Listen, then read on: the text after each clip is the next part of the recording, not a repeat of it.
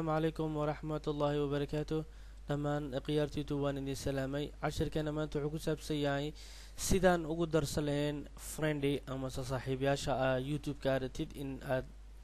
la samaysid contactiga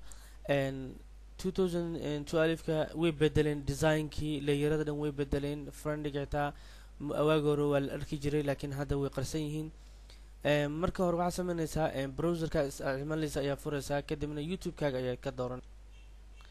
marka YouTube-kaaga sidaan kugu soo baxo waxaa lagaaga baahan yahay magacaaga inaad ku dul dhufid kadibna waxaa laga rabaa inaad ka dooratid inbox ka sii dooro markuu sidaan kugu soo baxo waxaa laga baahan yahay inaad soo degtid aad ka dooratid address book ka dooro markaa ka dooratid ba isla markiiba waxaa ku soo baxaya meeshaan waxaad ka dooranaysaa meeshay ku qoran tahay add new ku dar mid cusub ku dhuf meeshaas isla markaa ku dhufitid ba inta waxaad arkaysaa username-ka qofka aad rabtid inaad ku qortid marka ana waxaan ku darsan rabaa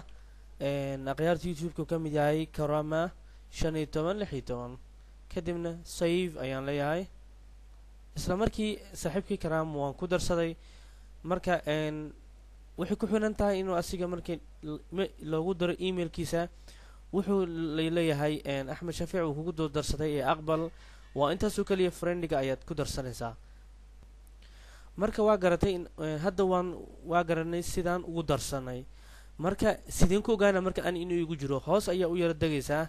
check ayuu si saariya u jeedaa waa ugu hooseeyaa marka waa intaas oo kaliya ayaad u darsan kartaa maadaama YouTube-ka waxyaabo badan ay ka bedeleen marka horena waa u sheegnay laakiin markaan waa nashqadii cusub marka insha Allah biidnillaahi kariim khayr ayaan idin rajaynayaa wassalaamu calaykum waraxmatullaahi wabarakaatuh wajazakumullahu khayran